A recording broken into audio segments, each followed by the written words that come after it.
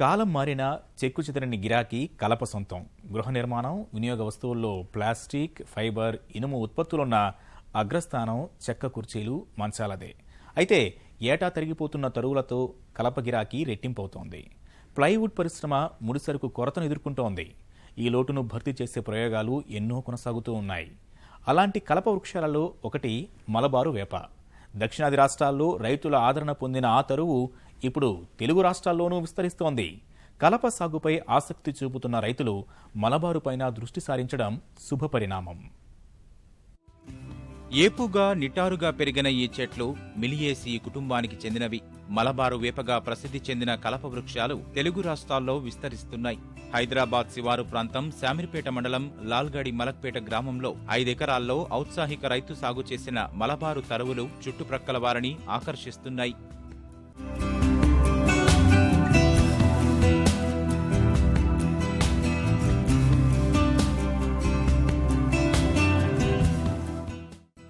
లాల్గడి మలక్పేటలోని 5 ఎకరాల క్షేత్రంలో చెట్ల ఎదుగుదల బాగుంటుందని రైతు సాంబశివరావు తెలియజేస్తున్నారు. ఒక 5 ఏకర్స్ని మలబారు వేప అంటారు. ఈ ప్లాంటేషన్లో దాదాపు కొంత area 18 inches 20 inches minimum 10 inches నుంచి స్టార్ట్ అయింది. కరెక్ట్గా 1 ఇయర్లో చుట్టుకొలత అనమాట. ఇది ఇప్పుడు ప్రజెంట్ రేట్ అయితే మనం వంట పోయే ఫ్యాక్టరీస్లో వీటిలో ₹3 కనీసం కొంటున్నారు అనమాట. మనం కిలో మంది కనీసం ₹3 వేసుకున్నా కానీ ఒక్కొక్క చెట్టు 5 ఇయర్స్లో 700 kgs నుంచి 1200 kgs వరకు వచ్చింది అన్నారు. యావరేజ్ మేము ఒక 1 టన్ వేసుకున్నా కానీ ₹3,000 చెట్టు వస్తుంది. ఇది నాకు డెఫినెట్గా సంవత్సరానికి మినిమం ₹1,00,000 ఆదాయం సంపాదిస్తాను ఖర్చులు పోయినాక అని చెప్పి ఉద్దేశంతో నేను దీన్ని సాగు చేయడం మొదలుపెట్టిందండి. దీనికి ఓన్లీ ఇంతవరకు యూరియా కానీ అలాంటి కెమికల్స్ ఫర్టిలైజేషన్ లేదు. పశువుల ఎరువు కూడా యాక్చువల్గా వేయలేదు. వర్మీ కంపోస్ట్ ప్రతి గుంటలోనూ ఒక 500 grams దాకా వేసేసి ఈ నాటేనండి. గృహోపకరణాల మొదలు చిన్న దుకాణాలు, హైటెక్ మాల్స్ వరకు కలప వాడకం, మార్కెటింగ్ పై అపార అవకాశాలున్నాయని తెలియజేస్తున్నారు. అడవుల విస్తీర్ణం తగ్గిపోతున్నందున గృహోపకరణాల మొదలు కొంతవరకు కలప అవసరాలను తీరుస్తుందంటున్నారు. మార్కెటింగ్ అనేది కలప పరిశ్రమ ముందు ఉంది, ఎప్పటి నుంచో ఉంది. మనం ఇంతకుముందు పేపర్ కూడా ఈ కలప మామూలు ఎదురు వాడేవాళ్ళము. ఇప్పుడు అడవుల నుంచి కూడా కలప వచ్చే అవకాశం లేదు. మనం ఉన్న చెట్లు కూడా మామూలుగా వర్షాలు తక్కువైనాయి కాబట్టి ఉన్న చెట్లు కూడా పెరగట్లేదు. అందువల్ల ఈ కలప ఈ మలబార్ వేప ఒక్కటే మనకు తక్కువ టైంలో వస్తుంది. కలప పరిశ్రమకి మలబార్ వేప ఒక్కటే మనకి ఈ రా మెటీరియల్ ఎక్కువ అందియగలుగుతుంది. మనకి ఏదైనా కానీ హైబ్రిడ్ నాటు విధానానికి హైబ్రిడ్ మనం రీసెర్చ్ చేసి డెవలప్ చేసుకున్నాము. అది మనకు కోళ్ళు కావచ్చు, టమాటాలు కావచ్చు, పత్తి, మిర్చి, కూరగాయలు, ఫ్రూట్స్ ఇవన్నీ కూడా. అలాగే కలపలో ఇప్పుడు దాకా లేదు. ఇది కలపలో వచ్చిన హైబ్రిడ్ ఉన్న పరిశ్రమకు మనం అందియగలిగితే చాలు. కొన్ని లక్షల మంది ఎకరాల్లో, కొన్ని లక్షల ఎకరాల్లో ఉత్పత్తి చేసినా కానీ ఉన్న పరిశ్రమకు సరిపోదు. రోడ్డు పక్కనే ఉన్న 5 ఎకరాల మలబారు వేప తోట రైతులను ఆకట్టుకుంటోంది.